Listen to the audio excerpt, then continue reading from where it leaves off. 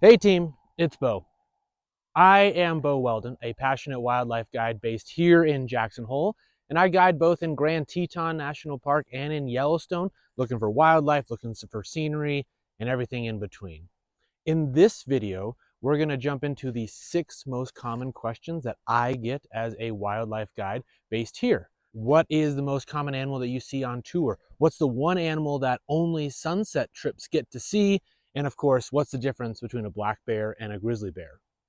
Let's jump into it. Question number 1, what will I see on my trip? When I get this question on tour, I often say it depends. And here are the 3 factors that I'm thinking of. One is, this is Las Vegas. If you have $100, you can bet it on this table or this table or this table. And certain species are the equivalents of those tables. So for example, depending on the time of year that you visit here, if you want to see bears versus moose versus elk versus a pine marten, certain areas of the park are going to be better for that. And it's a little bit of Vegas. You got to be at the right table at the right spot. And I would argue going with a guide, it's kind of like going with somebody who can count cards a little bit, who knows some of the patterns. So a little bit of it is, it's luck. It's totally luck.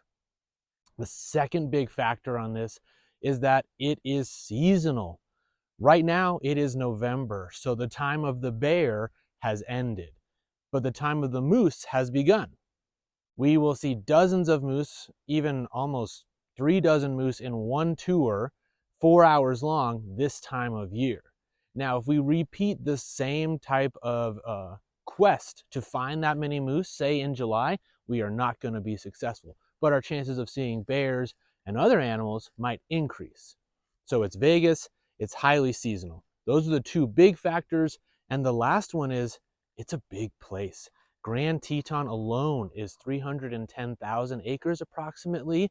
You have Yellowstone, which is 2.2 million acres. That's a lot of territory. So sometimes you're just not in the right spot. But hey, when you get into those spots and you have those moments, because none of this is scripted, that's where the magic is. That's where you can really take home that connection. And that's the memory that will last a lifetime. Question number 2. What is bear spray and does it work? Bear spray, in a short summary, is the gaseous form of a family of peppers, specifically the capsaicin family of peppers. This is the same family of peppers that's in human mace or pepper spray. And if you want to go deep down this rabbit hole, I actually have another video that I made years ago explaining kind of the longer history of bear spray, where it's legal, where it's not, and generally how to use it. If you want to know that, or you want to see that video, comment in the comments below that, hey, I want to see that bear spray video, and I can upload that to this channel as well. But bear spray is a deterrent. It's not a repellent, right? This is not something that you are applying to yourself to repel bears from you. It is a tool that you can use if a bear is approaching you aggressively. The idea is that a bear's nose, their entire olfactory system, is so advanced. So if you add a powerful irritant, the bear spray, to a powerful instrument, the olfactory system, that's going to signal to the bear, I'm not worth your time. So it is something that you should be carrying out here when you are hiking, and it's something that you can use as a tool to deter a bear from getting too close to you. Additionally, people are always asking, does it work? How effective is it? The science and the studies that we've done on this actually suggest that bear spray is more effective than a firearm. There's a couple key factors there. One is that using a firearm quickly and effectively is very challenging. It takes a lot of skill and practice. Using bear spray, not as much of a challenge. It's pretty beginner friendly. The other idea is that bear attacks happen really fast. And with a bullet, you have very small surface area to strike that animal to hopefully deter it from getting closer to you. With bear spray, the idea is you make a big cloud, you make like a force field in front of you that bear does not want to cross. So it's capsaicin, all pressed down together in a gas form, and it's more effective than a firearm as far as the studies show.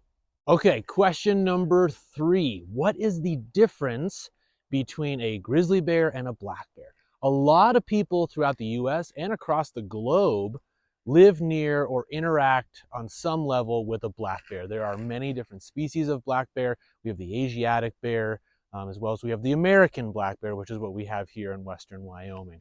So a lot of people know about black bears, but they're always wondering, what's the difference between a black bear and a grizz?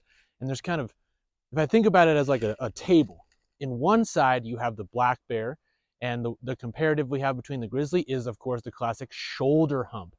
Grizzly bears have this big hump of muscle right in between their shoulder blades that is actually used for digging material out of the ground. They are excavators.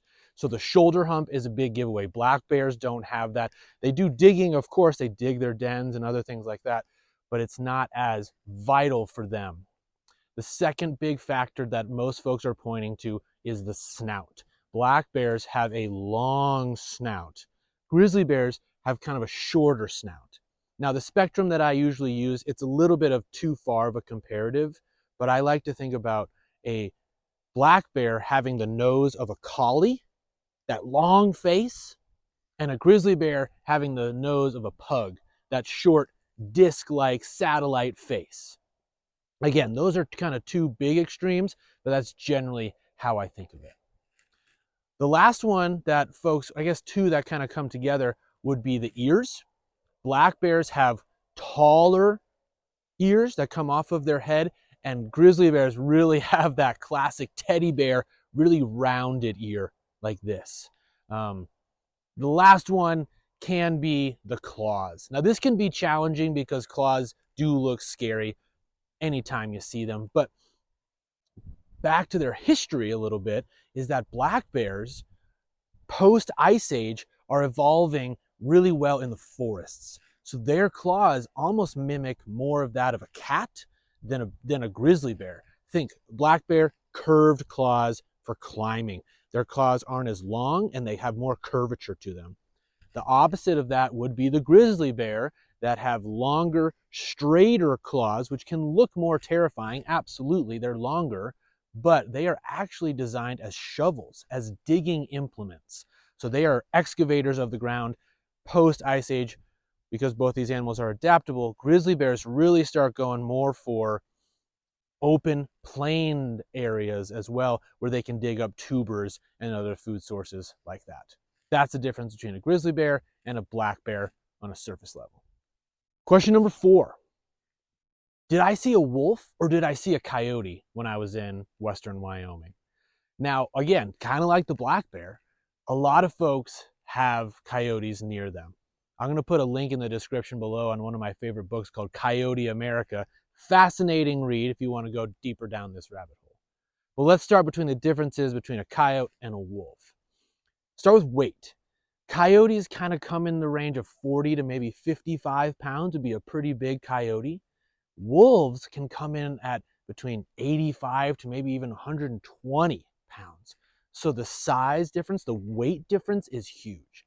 Now, where I see a lot of folks getting excited, which is fine, is that a coyote, say from Alabama, Texas, somewhere in the southeast, or even parts of California, they're not going to be as large as the coyotes here. They're not going to at least appear to be as large as the coyotes here, because our coyotes have to live in really cold temperatures. So the amount of fur that they grow is tremendous. They look really floofy, and so that's going to make them appear larger compared to those coyotes that live in maybe Southern California, in Texas, anywhere you have the more, warmer climates as compared to here.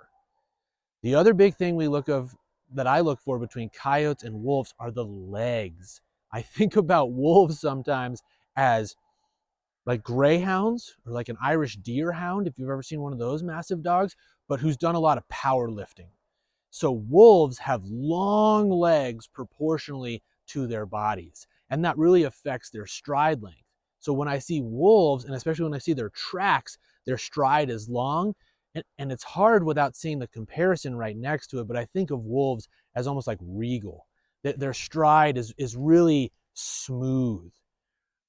Coyotes, on the other hand, have a little bit more bounce to them. Because their legs are a little bit shorter, they have to take steps a bit more frequently. The last one in this checklist are the ears, which is kind of a strange thing to think about as we talked about it with black bears versus grizzly bears.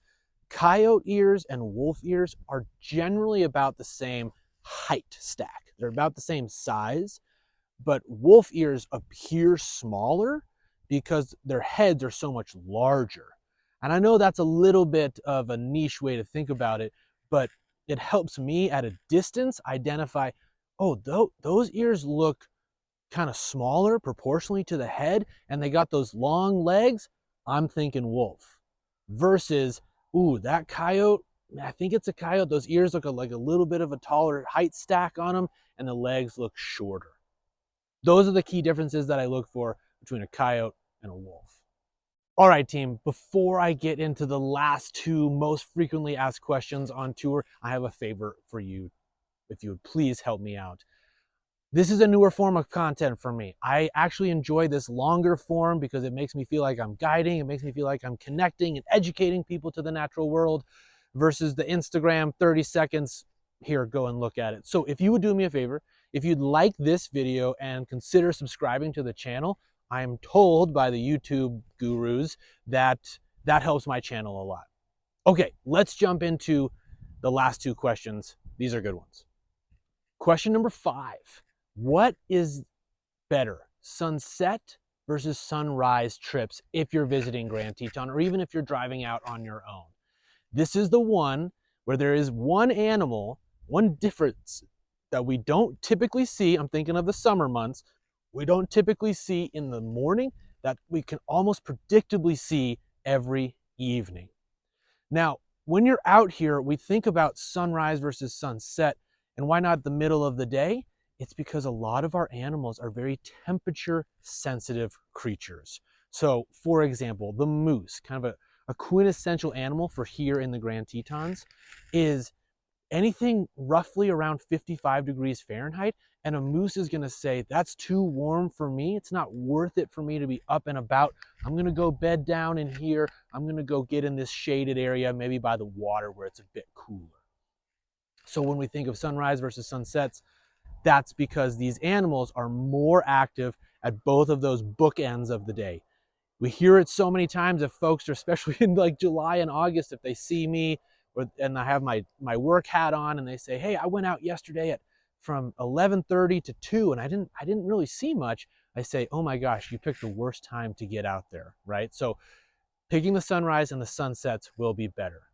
Now, the one animal that we don't get to see typically in the morning, we see in the afternoon or our evening trips, are the second largest rodent on the planet, the American beaver. Yes, we don't typically see them on our morning trips because we're already too late. As a highly nocturnal animal, by the time we would get to a beaver habitat area that's road accessible, we're already too late. They're already back in their lodges. Now we flip that to the sunset trips where they can be out a little bit longer, kind of getting to that dusk hour, that crepuscular hour again. That's when we see them on our sunset trips.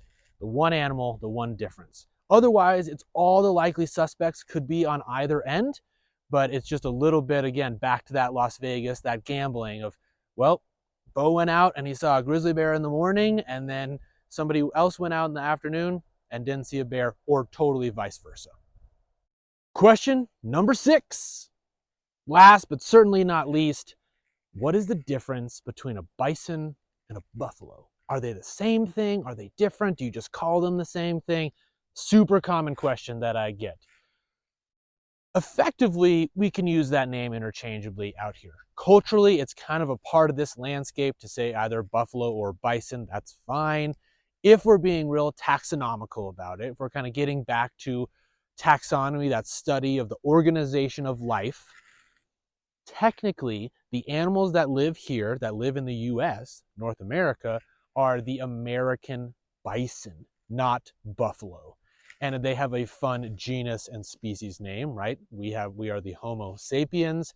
That is our genus and species. For the bison, because there are several different subspecies of bison kind of across the globe, we call them, ours is their genus bison, species bison, Subspecies, kind of an added layer of categorization here, bison. So they are technically the bison, which is just kind of fun to say.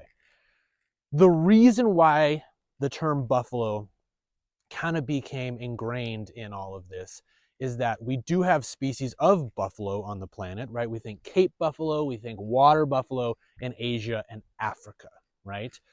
So as folks are exploring, Europeans are coming across, exploring North America, they're actually making a comparison between our American bison and those Cape and water buffalo.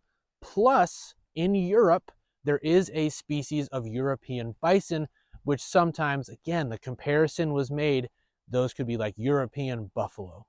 Now, if we look at their taxonomy, they are different enough. They are both in the bovine family. They have hooves, right? Those two toes on their feet, but otherwise their lineage separates a long, long time ago. But that's kind of the reason why we say buffalo and bison interchangeably out here, even though they are very different. I'll leave a link in the description of another great read that I think y'all should check out, all about bison. It's called American Bison, written by author Steve Rinella. Check it out. All right, team, that's it. That's my first YouTube video. The 6 most common questions that I get as a professional wildlife guide based here in Jackson Hole, Wyoming, guiding trips both in Grand Teton and in Yellowstone National Parks. If you like this longer form of content where I get into a little bit of the nitty gritty of some of the things that come up on tour, or just want to learn more about the kind of the workings of these places, and have, even if you have questions about, oh, will you please explain what the heck all that sagebrush is doing there and why it's in certain areas versus not in others, write that in the comments. I would love to do more videos like this that dive a little bit deeper into some of these concepts, because I find this stuff fascinating and I think it really allows you to connect with this ecosystem. If you do want some more short form content, you can follow me on Instagram at BoNosOutside. I post a bunch of videos there using digiscoping technology so that I can capture really great, safe, and ethical videos of wildlife at a great distance, and I do some explaining down there. Lastly, if you would like to come on a trip, it's pretty great out here. And if you would like me to be your guide, you can request me. I work for the amazing organization called Jackson Hole Eco Tour Adventures. I'll leave a link in the description, both for the website, so you can kind of review who we are and what we do. We are consistently voted the best family-friendly activity, the best wildlife company to do here in Jackson Hole, and we are in the top percentage of all wildlife-oriented trips by TripAdvisor worldwide. So we know what we're doing. And I'll also leave a link that is a direct booking link. So after you kind of peruse the page, you can click that link that directly books so that you can book a trip and I will be your guide. Thanks so much for watching. If you haven't clicked the like and subscribe button, please do so. Otherwise, bye for now. I'm going to get back to enjoying this view.